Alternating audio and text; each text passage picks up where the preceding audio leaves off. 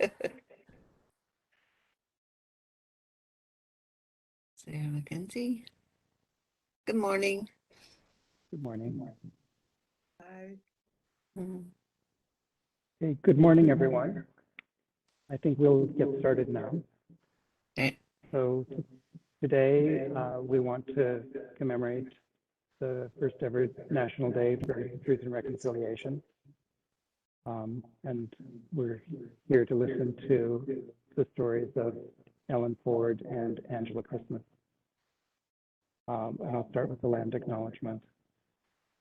We respectfully acknowledge the territory in which we gather as the ancestral homelands of the Beothuk, and the island of Newfoundland as the ancestral homeland of the Mi'kmaq and Beothuk. We would also like to recognize the Inuit of Nunatsiavut and Nunatukavut and the Innu of Nutasinan and their ancestors as the original people of Labrador. We strive for respectful relationships with all the peoples of this province as we search for collective healing and true reconciliation and honor this beautiful land together. And now I will pass us over to Claire Hulenbeck, who will introduce our speakers today. Good morning. Hey, everyone. Talusi Claire. My name is Claire, and I'm the Halapu First Nations. It's my honor to introduce our guest speakers today during our Reconciliation and Language Reclamation event. To begin, we'll start with Miss Ellen Ford. Ellen Ford originates from Nain, Labrador, and now resides in St. John's, Newfoundland. She's an active member of the community, working heavily with the First Light Friendship Centre and assisting in elder support in the area. Ellen is a strong speaker and proud teacher of the Inuktitut language, and we thank her very much for joining us today. Well, Ellen. Thank you.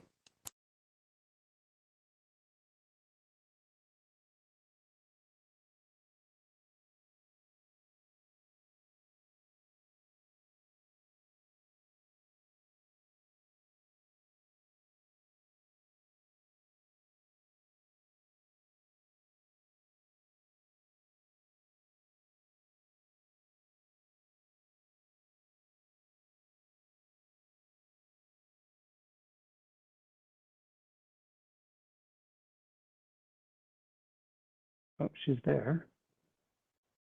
I think she's getting something.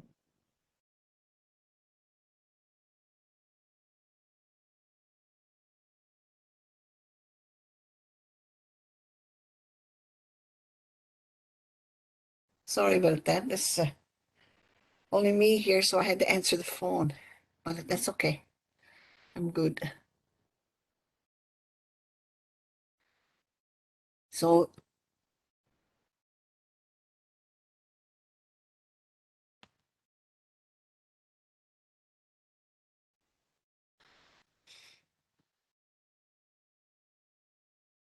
ano ta ka pinili nga? Is my turn, Nicholas?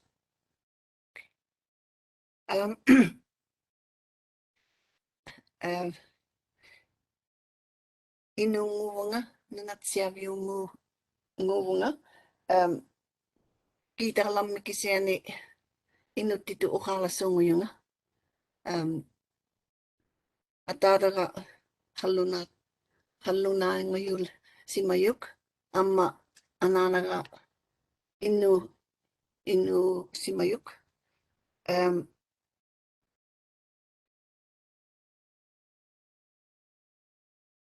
nainimi inuli simavunga ilinya lungalo nainimi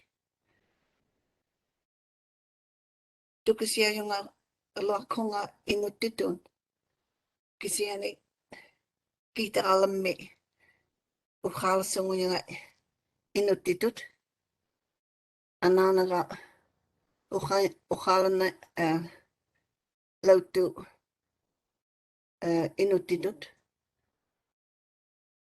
So it was all around me. When I was growing up, Inuktitut was always in my community. It was all around me. And my mom spoke fluently.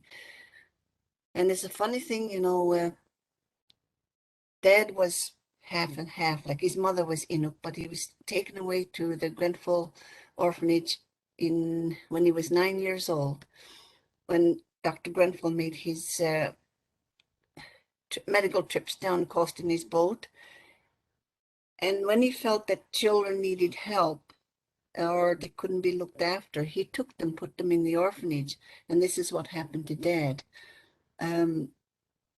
But later on, when he was a teenager, he came back because he wanted to fish with his father and his uncles. So Dad understood the Inuktitut, and Mom always kind of spoke to him. And when we were in, like, if Mom had to go out into the village or to shopping, it was always in Inuktitut that she spoke. And of course, in our household, it was always two of the languages. So it was always in English because, we kind of looked up to our dad, and that was a language that he understood more. And that's how it was while I was growing up. But when the missionaries came into, when they established the missions on the coast of Labrador, they taught the children in Inuktitut. They had their boarding schools. There was one in Nain, and there was one in Makovic. And then the next one, I guess, was Northwest River and in Cartwright. So children on the northern Labrador coast, that's where they went to school. In the fall, they would leave and be taken to the schools. And of course, they're gone all year. And then when Confederation came in, the missionaries stopped teaching Inuktitut to the children, and they wanted to teach the children in Inuktitut. They thought that was important because the missionaries were told, or they had training in the Inuktitut language before they went to their mission stations.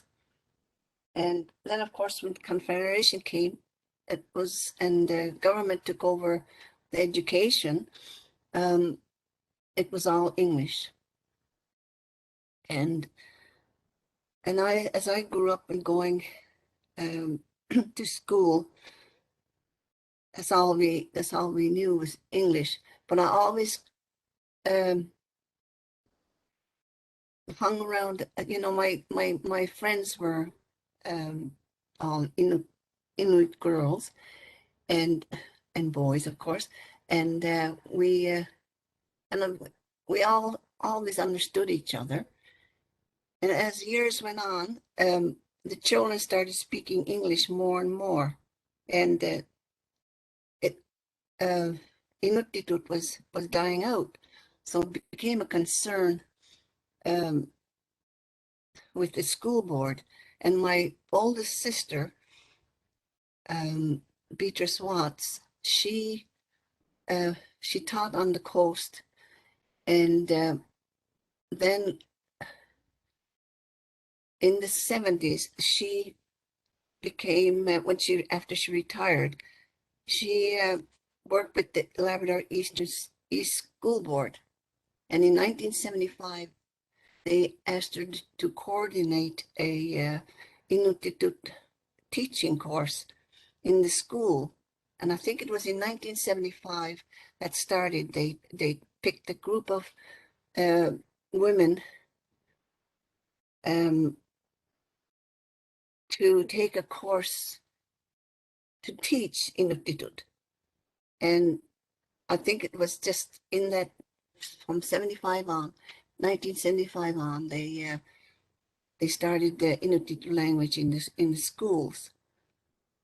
And now it's being taught, which is good. I think it would have been a shame, if to see the Inuktitut language kind of disappear.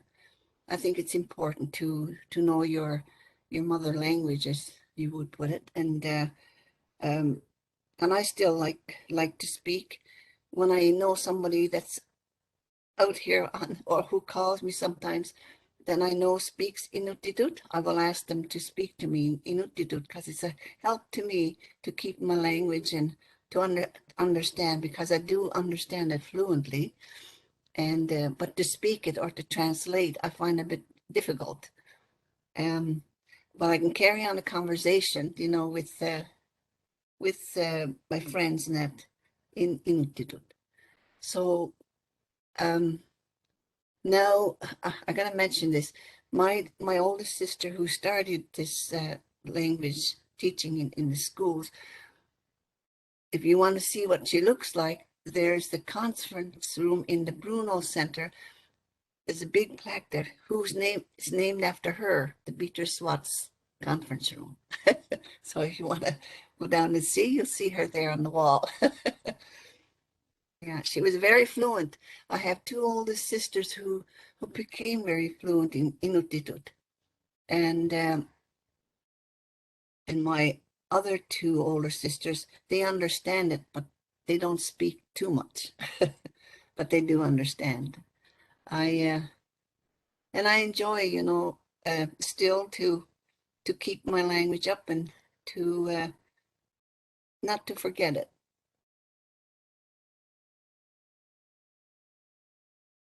And I have helped Doug Wareham and Nicholas in trying to teach them the Inuktitut language as well.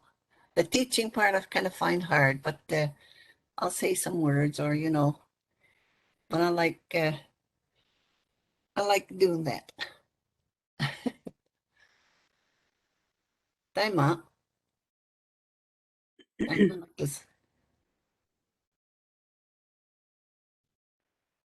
Nakumik, Ellen. Mm. You've been a great source of strength to so many people, I think. And certainly we've got dozens and dozens of students here who got their exposure to Inuktitut through you, and who got to know you a little bit as a person too. You've touched a lot of lives, and I think you've been very important at keeping Inuktitut alive. Yeah. Yeah, I think it is too. Yeah. And so, Claire, maybe you can now introduce Angela Christmas. Thank you so much there, Ellen and Dr. Welch. Now it's my honor to introduce Angela Christmas. Angela is originally from Unamaki, also known as Cape Breton, Nova Scotia. She's been a resident of the Maua Pekok First Nations located in Conn River, Newfoundland for 27 years now, where she teaches the Mi'kmaq language to her students and encourages family teaching through her home reading programs. As the daughter of a residential school survivor, Angela understands the importance of keeping language and culture alive. We are honored to have her here to share her story with us today. Alan. Oh, well, and Carrie, thank you so much for that, or Claire, I should say, for that beautiful introduction. And I was telling Nicholas, I'm not used to doing online videos, or, you know, Zoom, or, you know, and this new one, WebEx, this is new to me. I'm used to being in a classroom setting as a teacher of the Mi'kmaq language and culture and arts. So bear with me if I get a little nervous, because, and I get a little emotional too, because this topic is so important to me. So yeah, I lost my voice.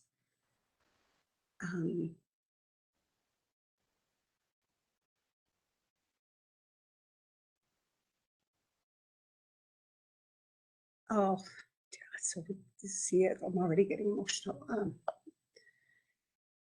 Living off the reserve, I lived, you know, in Liverpool, Nova Scotia, and we all of my life went to the public school system, and there's a reason for that. My father was in residential school. He was taken when he was 7, and he attended. Oh, gee, yeah, I can get this off here. I'm getting a little distracted. Should have gotten rid of all the other apps on here. But he attended Shubinagada Residential School when he was 7 years old. And when he graduated, finally at the age of 15, he went to university.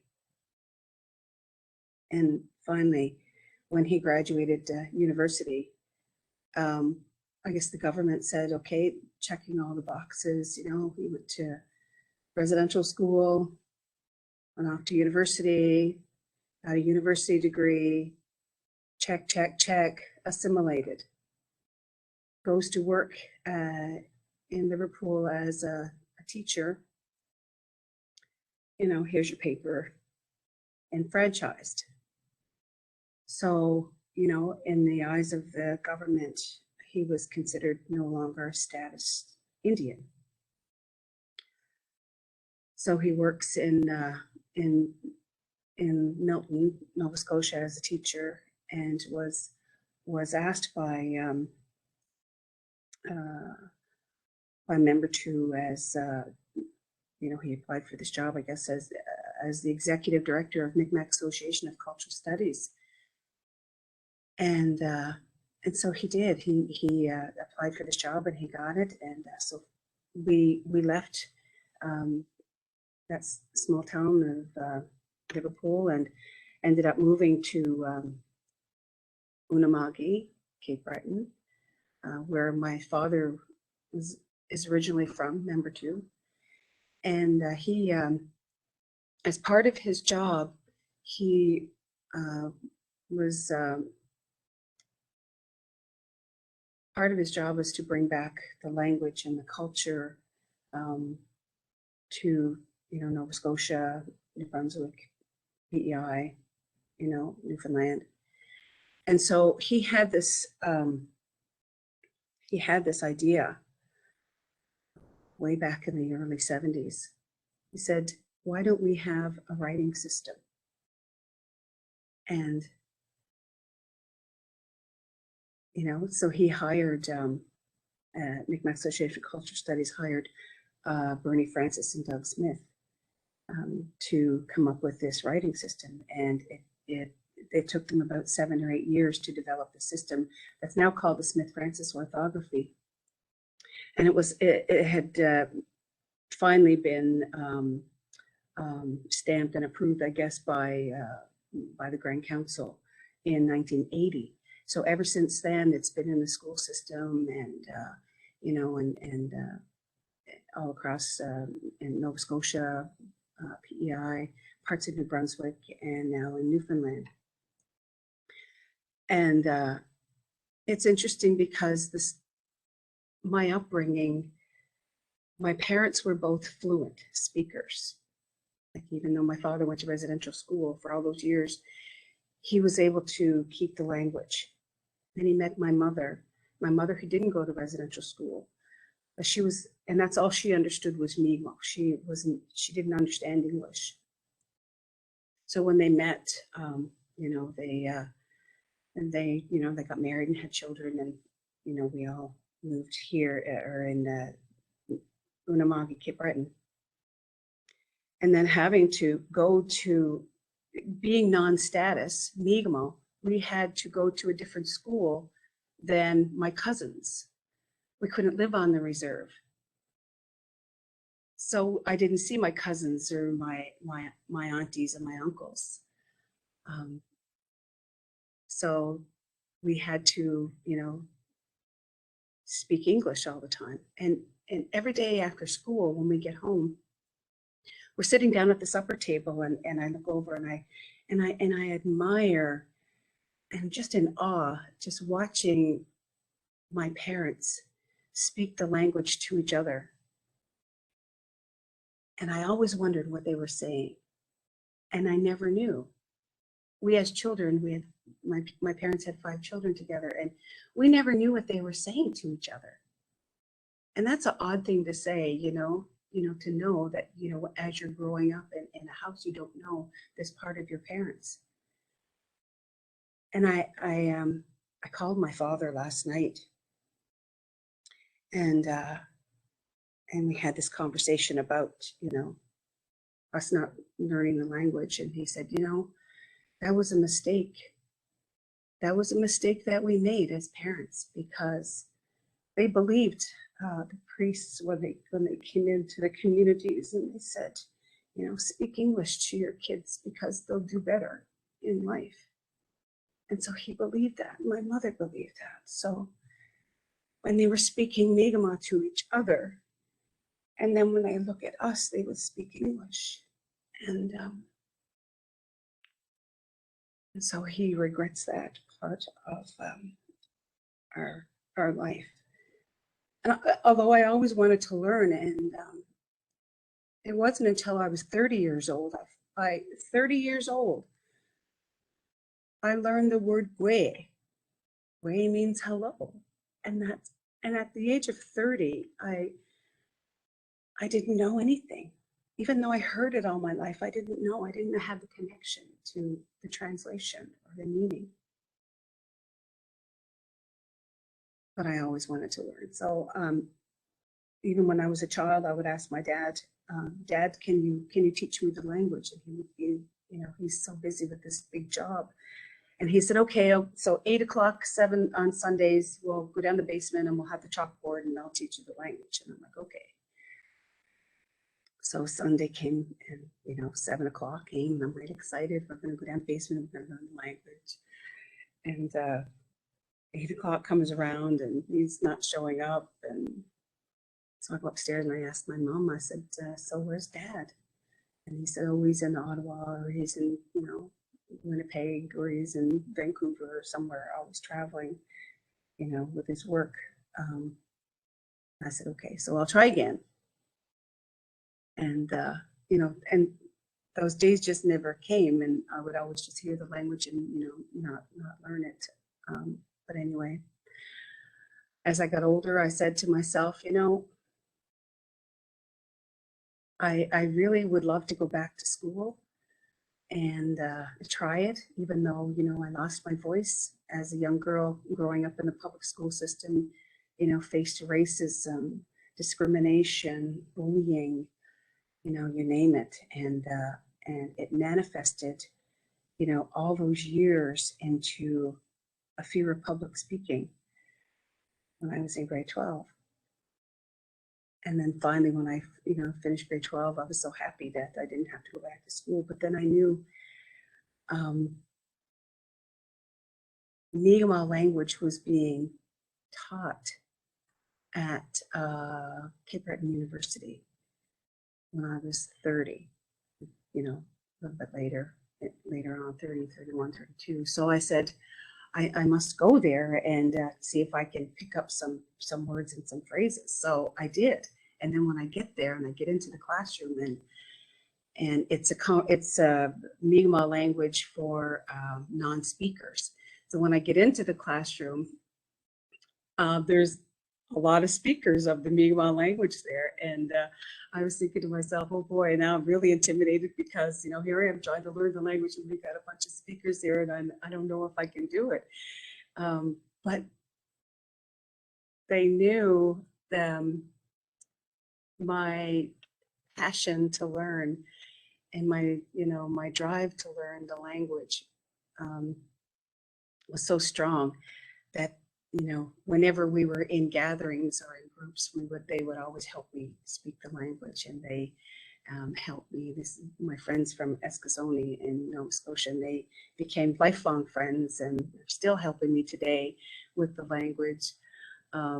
So I ended up taking, you know, a couple of more courses after that. And then when I went and I said, gee, I said, I'd love to be able to learn more. How can I learn more? And, you know, and then I ended up going to St. X, and they had a really nice education program there that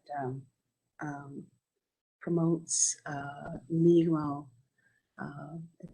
teaching, language, controversial issues, you know, the whole 9 yards. So when I went into that program, the professors there recognized my passion to learn, and they placed me in my teaching placements. They placed me in Eskasoni Nova Scotia in the immersion program. So these little children, I was in kindergarten class, and these little children, they're 4 and 5 years old. And I had, I figured, okay, I feel really comfortable in here, we're all learning together. So this little boy runs up to me and he says, "When Gil," and I'm like, oh boy, right? He's speaking Mi'kmaq to me. Of course, it's an immersion school, and the children are speaking all Mi'kmaq. So I break it down.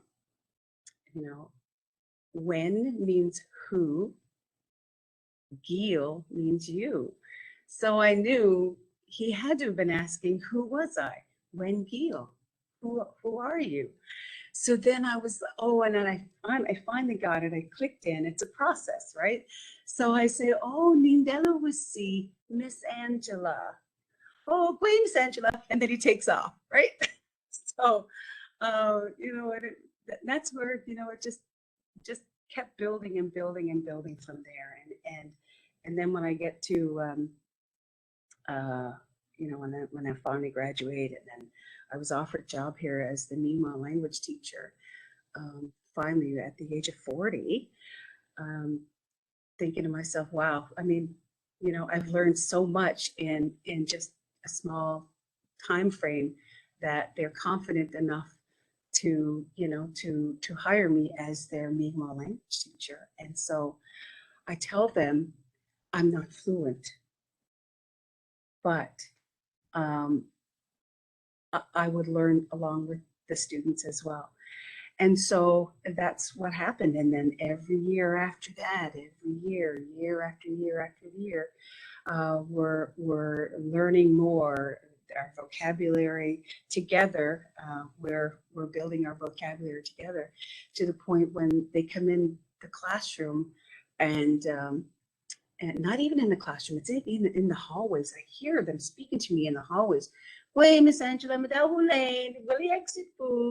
like, oh my gosh, and then I go to their classrooms and I give them treats, and and I encourage as much as you can the language, and it just fills my heart, and I'm just so excited. And then when I was invited here today, I was like, oh my gosh, I'm so nervous. But when it comes to speaking about learning the language, and trying to pass it on, what I know and learn as I go, I think that's really, really, really important. And, yeah, so here I am today, and sharing my little itty bitty part of my story, because there's so much more to my story, but I don't want to take up a whole lot of time. But if you have any questions at all, or feel free. My goodness, feel free. Malalio.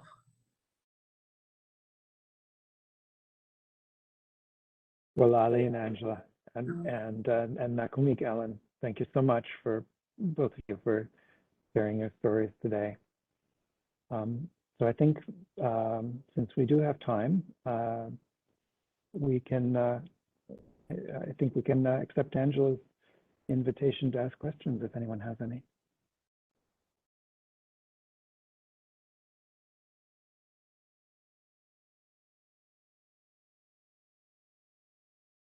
So Ellen, Actually, sorry. Go sorry. ahead. Okay, Yeah, I'm just going to ask Ellen. You said your sister is at the Bruno Centre. That there's a part there. Let me unmute myself. Yeah, Okay. the plaque is there, hung up right by the conference door at the Bruno Centre. Okay, and what is her name?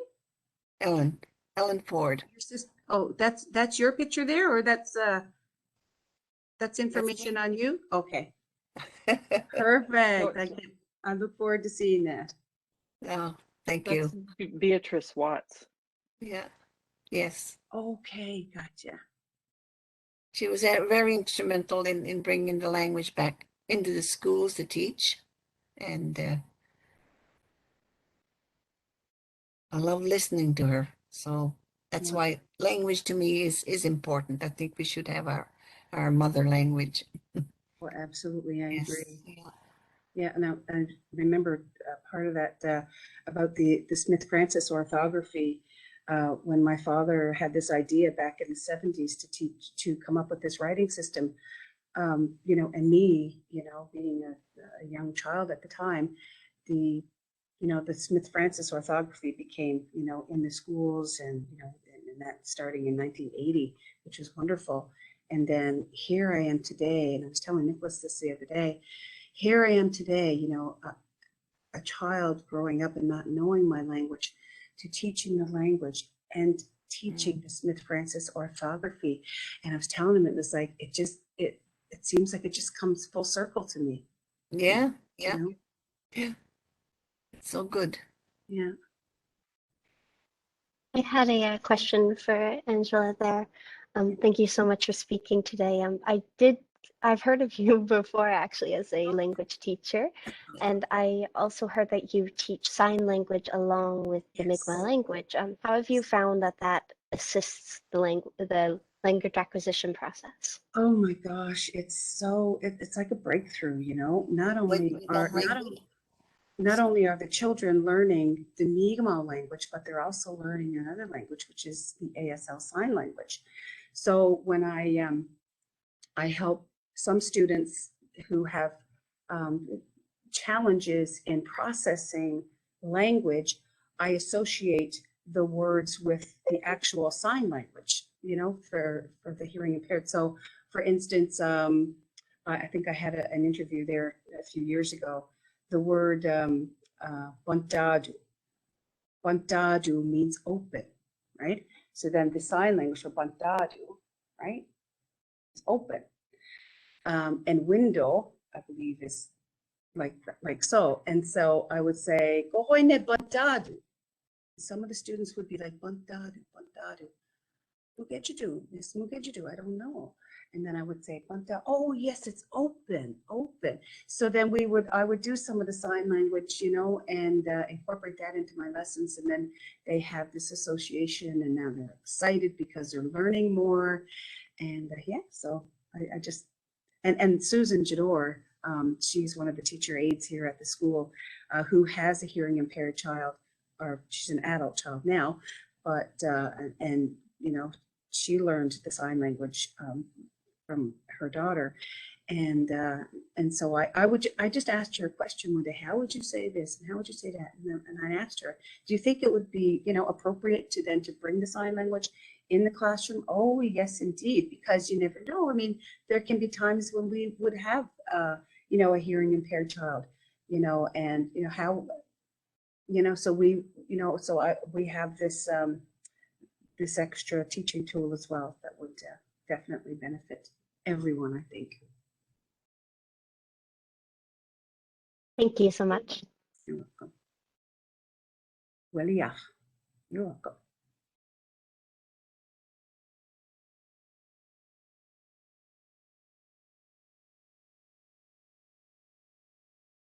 I have a question for Ellen. You've mentioned your grandchildren several times. Have you noticed, are they interested in learning and speaking Inuktitut with you? Do you see that this is something that they may have as part of their strengths and skills in the future? Yeah, the older ones now are interested in learning the language, and I try to say a few words to my younger ones here, and they're having some fun out of it. And I'm trying to let them know that that was a language I grew up with and I spoke, and they like to repeat the words like nakumik Mhm. and hanuiwi, you know, and the little one that's here, he can say nakumik, and he's quite familiar with that now. Yes, and the older ones are taking were they're taking it in school, and then in the Labrador, the northern communities now they have the Inuktitut immersion in school. They started that, I don't know, I think it's probably 4 or 5 years now that started. I'm not sure, but they they can take the course at the school. They have the Untitled immersion, which seems to be working quite well. And it's One, good to see the younger ones, going home and speaking to their parents in their language, in Inuktitut, because when it started kind of dying out, or children were going home after school, and their parents would speak to them in Inuktitut, and they would answer them back in English. It was very disappointing to the parents. I think as Beatrice got working with the Labrador East School Board, she kind of promoted and I guess went forward and told them the language was dying out, and I think it was important to teach in the schools. And the parents on the coast were really happy about that. So it all started from there. So it's great. Nakumik, and yeah, that always, whenever I hear kids speaking their language Yeah, back to their parents or each other, it just always sends chills down my spine. So yeah, yeah, it is. It's good. That's beautiful. I speak to my grandchildren in Miwo. Yeah, Yeah, it's good. Keep it's it up. really nice. Yeah, I'm Yeah, trying. Oh, I try so hard. And then when they get into the school system here, and then because I teach pre-kindergarten to grade 9 Miwo language. So I'm getting my grandsons now to come in the classroom, and oh boy, they know yeah, the answers. So I try to encourage them, to let other children try to answer the questions, but they know the answers. It's like, but yeah, talking about language loss and in Conn River, it's unfortunate that the language has been taken away here, yes, that's right. and Yeah, the efforts to bring it back have been, and the culture here, it's amazing and it's beautiful, and I mm, encourage our children and the community to keep up the efforts, and and yeah, yeah, when I moved here in almost 27 years ago, it was around about the same time that they had their first annual powwow here, yeah, and it was just what a wonderful feeling.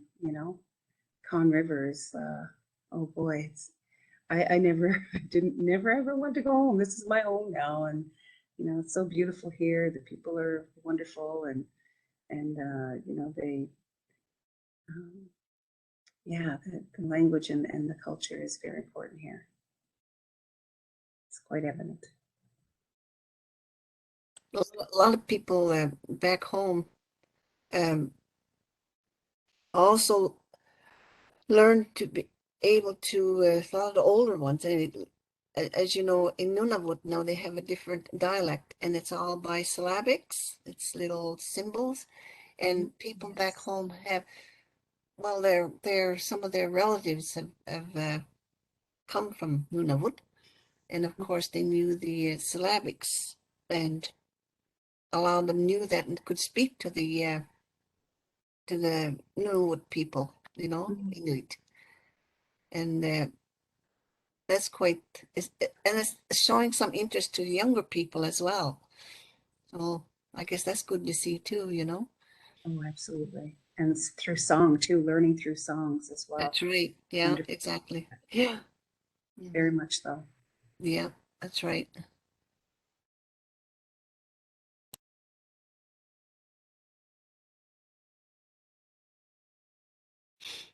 anyone else There, with questions? Oh, sorry, Carrie. I was just gonna say, Angela, we'd like to make sure Mi'kmaq is offered, maybe conversational Mi'kmaq is offered on campus somehow or another in St. John's. And I wouldn't mind talking to you a little bit further about that. Oh Yeah, my gosh, yes, yeah. absolutely. Yeah. I know lots of people would like that, So, yeah. Yeah. Wonderful. That's so wonderful to hear. Thank you. So I'll get your email address off Nick or something like that. Absolutely. Absolutely. I look forward to talking to you, Carrie. Thanks very much. Yeah. Very nice.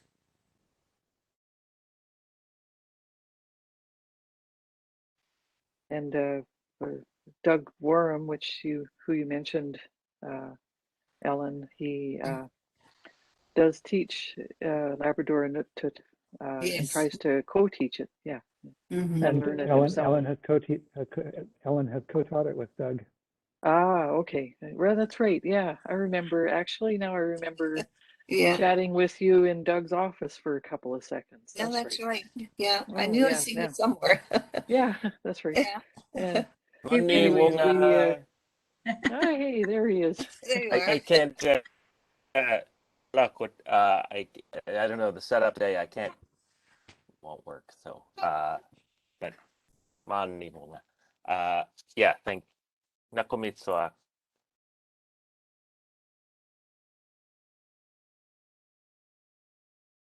Did that mean thank you very much or thank you a lot? Thanks much. Eleni. Oh, So you, are there Anyways, is there anyone with any more questions or comments? I just wanted to say we want to bring back those Inuktitut courses too. Yeah. Yeah. yes, yeah. Trying to figure out how to make the university work for us.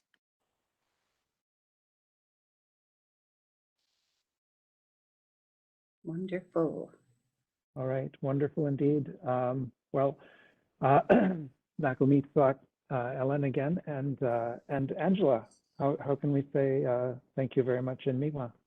Well, there's several ways to say it. If I wanted to say thank you to you, it would be walalin. If I wanted to say thank you would be walaliek. If I wanted to thank you all, which I will now, would be walalio. Walalin, and yes, thanks to both of you for sharing your words today and your experiences. And I know that I really value this time, and I think we all do. And hopefully we'll be spending more time either in person or online with each of you, because I would love to go there. Actually, you know what? I took linguistics at Memorial back in 95, I believe it was. Oh my goodness. Yeah. Okay. Oh, did you take that with? Oh, I'm sorry. Did you take that with Marguerite McKenzie? Did you take? I can't remember the name of the professor actually, but. Oh, okay. Well, neat. Yeah. Yeah. So I guess if you do the dates back then, I guess that would be the person. Well, And I will great to have say you back again. nakumiswak to all of you. Nakomik. Okay. All right. Thank you Nakumiswak everyone to all for of you. attending too. And we will, I'm sure, be seeing all of you soon. All right. Take good care. Bye-bye. Nice introductions and See you, Oh Doug. yes, and thanks thank you, to Claire thank you too very for much to hosting. Claire for the beautiful introductions, and to Shannon for organizing and running the event, and to Carrie for the idea for the event. Oh, Nice. Yeah, yeah. that's good. Good job. Geluk de la de gadio. Good job, everyone. Nakumik. Bye-bye. Lagi watsi. You. Bye, Ma. Well, it was